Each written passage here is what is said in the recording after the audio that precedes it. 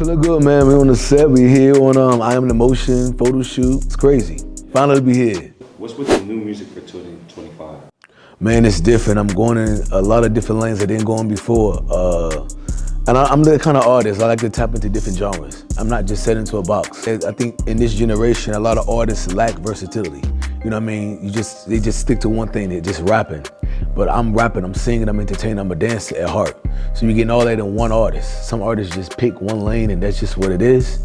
But I really want the world to hear me go from trap music to Miami bass, to New Jack Swing, to a whole nother level of different records that they could play in a club. I'm tired of people just standing in one section and on the wall. So this music, you hear all this amped up tempo music you've been hearing since I've been playing it. It's to get people back on the dance floor. You know what I mean? Getting people dancing in their cars on the way to go out. You know what I mean? That's the kind of music that I like. Where do you think the inspiration for this song, I Am Motion, came from? Man, it's crazy how I Am the Motion came about. A shout out to producer Kendall, a white chick actually out of a country town. She's been sending me records for years, you know what I mean? It just never really stuck. And this one beat she sent me, I was like, yo, this is mad. I gotta grab this. And it takes me to that trap Atlanta meets Miami era, which I always wanted to tap in. So when I got the beat, I said, it's missing something. She was like, oh, okay. So I said, I beatboxed her the beat. That's how you hear the beat said. I'm gonna switch up on these, you know what I'm saying? And that was me beatboxing that beat, and she switched it and took my beatbox and turned it into another record. So it goes into two different beats in one record, and it just up-tempos the record even more higher. It's taking the club to another level, you know what I mean? So that's how that record came about, and she didn't even know how it was gonna come out. She was like, I'm nervous, I don't know how it's gonna come out. And it came out a smash. I'm like, yo, we gotta drop this for the first one for 2025. It gotta be, you know, on game. So that's how that record came about. We did it from our phones, from two different states, brought it together. I never met her in my life, and she never met me, and we just have that kind of, you know, that kind of chemistry, and that's what music is, you know what I mean? Were there any challenges that helped you grow as an artist from this song? Yeah, man, I mean, you know, a lot of us rappers, I call myself an MC because I write my own music, I executive produce my own rigs. I'm not just a rapper. Rappers that rap, they're not in the studio making beats, they're not beatboxing through the phone, they're not writing their own records. Every line that you hear from me is from me, from my insight. So as an MC, I feel that I've grabbed from everybody. You know, inspirational, like starting with Slick Rick. I'm a 90s baby, you know what I mean? Bobby Brown, you know, people forget, you know what I'm saying? To Nas, Jay-Z, you know what I mean? All those people have inspired me to be the artist that I am. And of course, also Uncle Luke, Uncle Al, you know what I'm saying? 69 Boys, like jumping into that MC Hammer, like all those dudes, they dance and they rap. And it's hard to do that now because niggas give out of breath. A lot of rappers right now, they overweight. But you know what I'm saying? They just rap, sitting in one spot. I'm rapping, I'm dancing, the movie, we got mad dancers. Like, I'm here to entertain you. That's what we're here to do. And I think people get lost and think that's a past thing. But when you see Chris Brown do it, it's an it thing. But if you look at Chris Brown's rapping, he's singing too. But everyone's packed out the show because they want to see somebody entertained. Given the current state of the rap game, do you think you're filling a void that has been left? Yeah, I mean, yo, it's hard to make it out of Miami as an artist. You know, even my team know. Like, it's hard to get fans to support you out of this state. It's a lack of support for Miami artists. If you look at it, there's only been like 5 or 6 that really actually made it. The Trick and Trina, the Pitbull, Flow Rider, you know what I'm saying, Uncle Luke. Like, those are mainstream Miami-based artists, but where do we go from there? And City Girls, of course, City Girls, you know, they paved the way for the new generation, but Young Miami and JT, they got signed from a manager out of Atlanta, Coach K&P. He's from Atlanta. They weren't even signed to it, paid attention to it like that here. And it's sad because everyone come here to party. Everyone come here to live an incredible lifestyle. But we need more artists coming out that's clean cut. It's a different wave. And I'm here to show you can be a clean rapper out of Miami, have some intelligence, some dignity, and some class, but still make the streets jump. And that's what I'm here for, you know what I mean? Where do you see your career in the next 3 to 5 years? Well, you know, I own my own label now, so I'm a boss, coming in as a boss, as a CEO, as a funder, chairman, you know, investor, creator, innovator. Like, that's kind of different too for a new artist. A lot of us, we get signed first and then we want to start a label. I'm coming in, owning my own label, knowing my direction, knowing my vision, knowing my sound. I'm staying in within my sound, but I got 6, 7 genres I could tap in, which is a blessing, you know what I'm saying? So I see myself running a label out of Miami and Atlanta. I see myself signing some incredible artists. I ain't going by no streams. I'm not going by if you got the most likes, the most plays on reels. I'm going by your actual true talent because that gets overlooked a lot. A lot of talented artists out of Miami, Atlanta, everywhere around the world ain't got all those followers, ain't got all those streams, but they can kill a game. If somebody just sit and listen to them and pay attention to them and say, you got it, we gonna put you here. You know what I'm saying? Come on, yo. that's the void I see myself filling, not just for myself. I'm here from God to be of service. And a lot of artists, they just think about themselves and it's just about me making it first. We are all on this planet to be of service. I think anybody that I come in contact, photographer, videographer, director, dancers, stylists, my blessing is a blessing to them.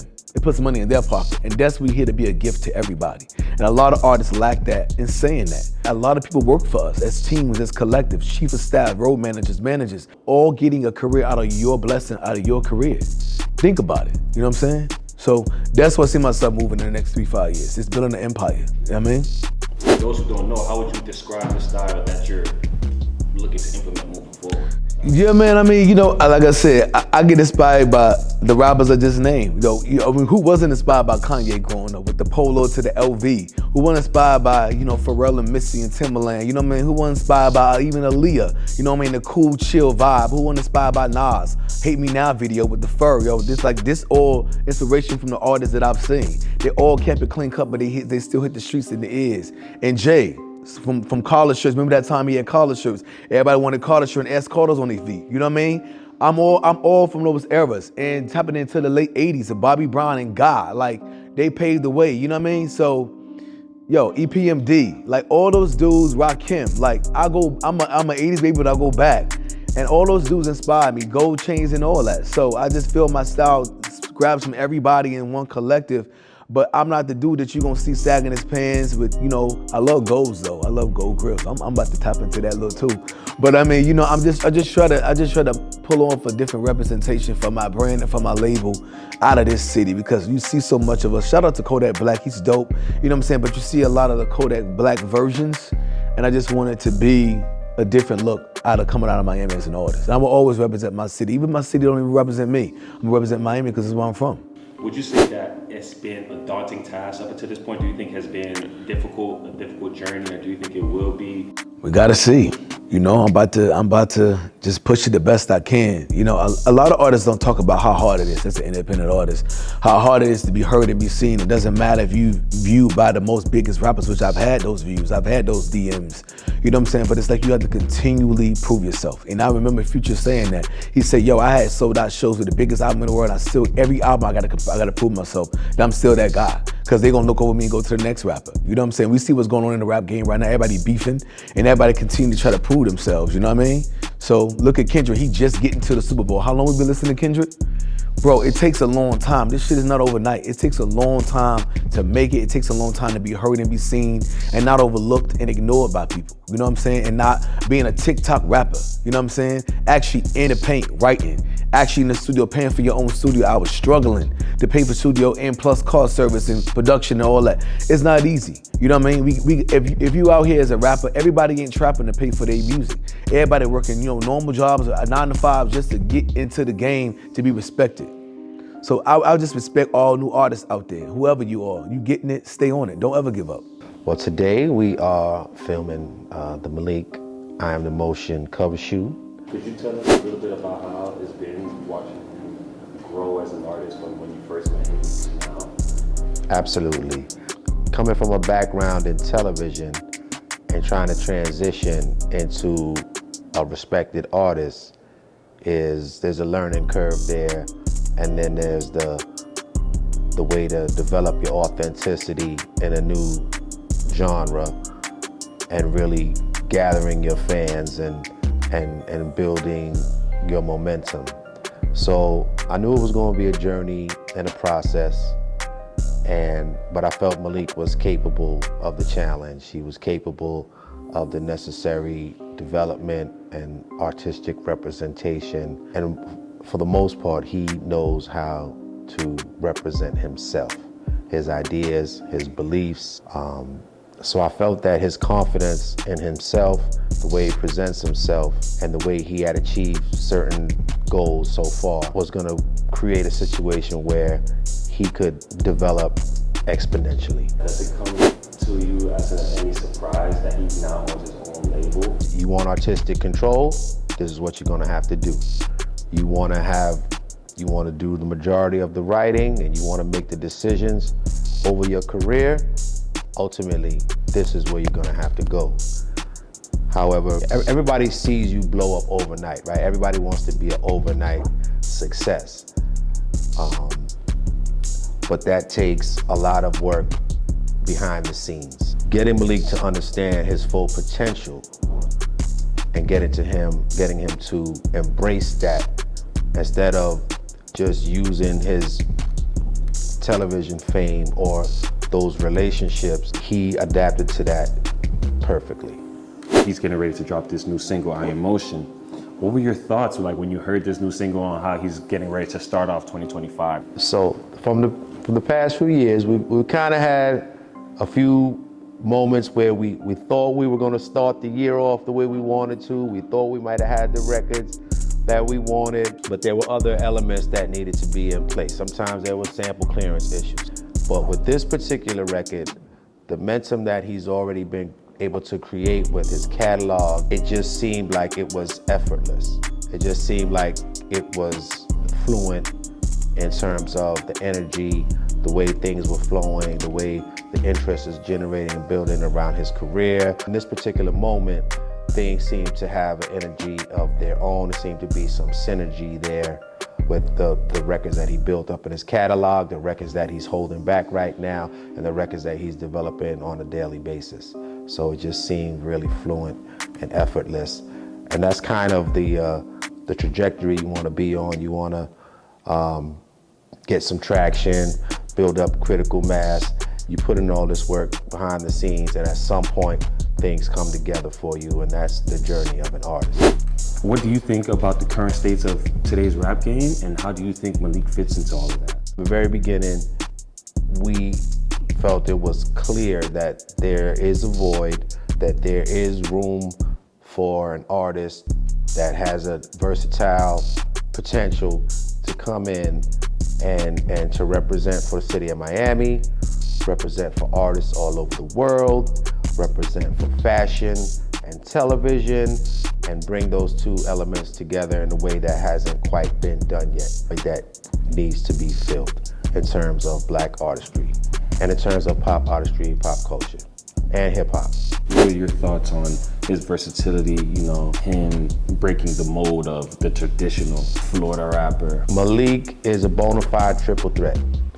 He can sing, he can rap, MC, if you will. He can dance, he can act, he can model. I might be going past 3, but you know, he broke himself as a TV personality. Fans loved him. Getting those people to transition from the eyes to the ears is a little bit of a task. This generation is listening with their eyes. So that gives him opportunity to display his talents and his skills. And you know, I don't know how many MCs are open to working with choreographers. I don't know how many MCs are gonna be doing dance rehearsals. When you have someone as skilled as Malik, you have to create a platform for him to demonstrate all those abilities. And we've built that on our own. Next single coming out, That Girl. What are your thoughts on how those things play into the next song? Okay, this record, you know, we feel is gonna be monumental.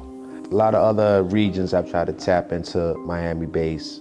You know, that's great. It needs to be a mainstream part of the art form and part of radio and part of top 40, etc. He chose to sample one of his favorite artists, Uncle Luke, on this record. You know, he has a relationship with him, but now we get to work with him directly, being that he has ownership of his masters now. And we just see this record potentially being humongous, not only for Malik, but for the culture of Miami, for Miami bass itself, and for, you know, celebrating the history of the Miami hierarchy of artists that have built their way up into the mainstream. What do you think is going to take for you to stand out, to reach those ears that have been so deprived? I think the versatility, not sounding the same every time I come out. I think that's a big thing we complain about. Oh, here they go again, sound the same, they sound the same. Every song sound the same. We know who those rappers are. But you know, they already built that fan base. But I feel if I keep the versatility, and you gonna like one of these goddamn songs. If you don't like the first one, you're gonna like the second one. You're gonna like the third one, if you don't like the fifth one. Well, one of them you're gonna say, okay, I'm on that one right there now. He did it with that one, you know what I mean? That more relates to me, and I think that's the most exciting part. I play my records for people that's 60, 40, 30, the Uber driver, the cost of, and I get different feedbacks, you know, from different age brackets and different cultures, and you'll get the difference of what people like, and I like that. Not just sounding like the same trap, the same beat, the same style. I just like how I switch it up, you know what I mean? You heard some of the records just now, they're all different. And I think that comes from me living in New York 4 years, me being from here, me venturing out living in LA, just came back from LA living there 4 months. I just think that I like to travel all around the world, been around the world and back, Paris, London. I just stepped out and I just been around so many different people, filming reality TV, being around so many different people. I just feel like it's missing the fun. And I want to bring fun back to hip hop and R&B. It's just missing that fun. Everything is beefing and dark, you know what I mean? So the fun is, the first single coming back is it's a little dark. The first single, I'm emotional, a little dark, but I still take you on the journey, you know, to turn up. If you was to be signed by a label, what would title choice be? I gotta give it to Epic Records. And I just salute Epic Records because Sylvia Rome has been behind Epic Records for so long, and Sylvia Rome is who signed Missy. Sylvia Rome is that black entrepreneur, like lady that's just top tier. And the people that work for like Pat and Jennifer, Usher's wife, Jennifer is like the head of that, you know, that label, and Ezekiel, like all those people over there. They got Tyler right now, killing the game. Every time you look around, Tyler's everywhere. The marketing for the artists is incredible. You know what I mean? And they stand behind the artists 100%. Those budgets, Sylvia Rome, the budget she used to write Missy, those videos we used to see that would cost $1 million, Sylvia Rome wrote those checks. So Sylvia Rome, she sees the vision, and I'm all about being an impact and an influence to the culture in everything that I do. Like right now, where I'm at is small, but the vision I have is like that vision that Dave Myers, Hype Williams, like, you know what I'm saying? Those big, massive music videos that we used to see from Michael Jackson and all of them, that's the kind of skill I'm talking about bringing back. It's not just filming a rap video in front of a car outside on the street. I want to see you influence. I want to see an impact on you, like, yo, that video was crazy. Let me watch it again. I got to get inspired by the fashion, the looks, the dance. That's what they're doing. I need all that. You know what I'm saying? And that's what I'm bringing back to the culture. That's what I want. And that label's I think they're going to nail it for me. And even if I don't get signed by them, I still salute to them. And like I said, I'm not going to box myself in because I don't know what label or what Rock Nation or whoever's watching, but I'm just saying the motto of what they built at Epic is incredible to me. If a label follows that and it's like that, that's where I want to be. All right, man. Thank you. Appreciate it. Let's go. That was good.